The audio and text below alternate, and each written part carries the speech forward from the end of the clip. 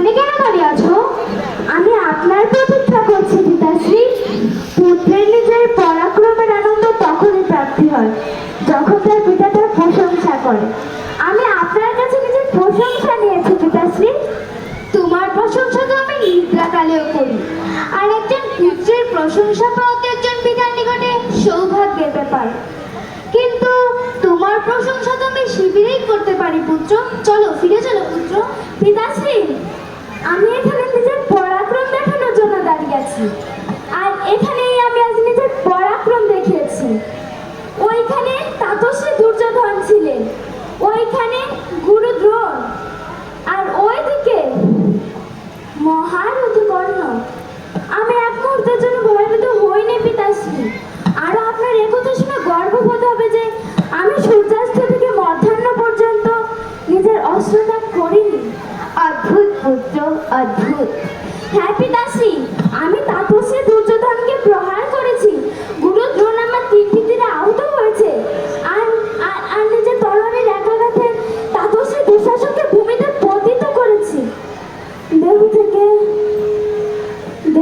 রক্তের অন্তিম ফোঁটাও বেরিয়ে গেছে, কিন্তু আমি অস্ত্রত্যাগ করিনি। এই কি বলছো তুমি পুত্র? হ্যাঁ পিতাশ্রী, আমার তীরের দ্বারা তো কিছুক্ষণের জন্য সূর্যক্রান্ত হয়ে গিয়েছিল। তাতশ্রী দুর্যোধনের চোখে তো মৃত্যুর ভয় ছিল। আমার অস্ত্র ভেঙে গিয়েছিল, কিন্তু আমি সামর্থ্য ছাড়িনি। নিক্ষেপ করেছিলাম, তার দ্বারা সমস্ত মহারথীগণ আঘাতপ্রাপ্ত হয়েছে। চলো ফিরে চলো পুত্র। নকুল ও সহদেবের ওষুধে একদম সুস্থ হয়ে যাবে। আমি কেন শিবিরে যাবো পিতাশ্রী? আজ এই রণভূমিতে নিজের অধিকার স্থাপন করেছি। আমি এখানেই থাকবো, আপনার পরাক্রম দেখবো। আমি জ্যেষ্ঠ মাতার অপমান করলে যখন আত্মনাদ করবে, আমার মন খুশিতে ভরে যাবে। আমি এখানেই থাকবো। আমার সৌভাগ্য দেখুন পিতাশ্রী, যখন 50 জন অপরাধী এখানে দণ্ডভোগ করেছে তখন আমি এখানে ছিলাম, আর যখন অপর 50 জন এখানে দণ্ডভোগ করেছিল তখন আমি এখানেই থাকবো। আমি শিবিরে যেতে পারবো না পিতাশ্রী। যুদ্ধের সমাপ্তি অবধি আমি কোথায় যেতে পারবো না।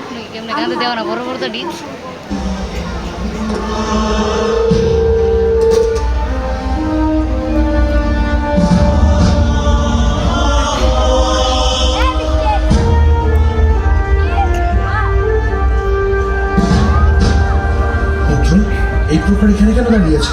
আমি আপনারই প্রতীক্ষা করছি পিতাশ্রী।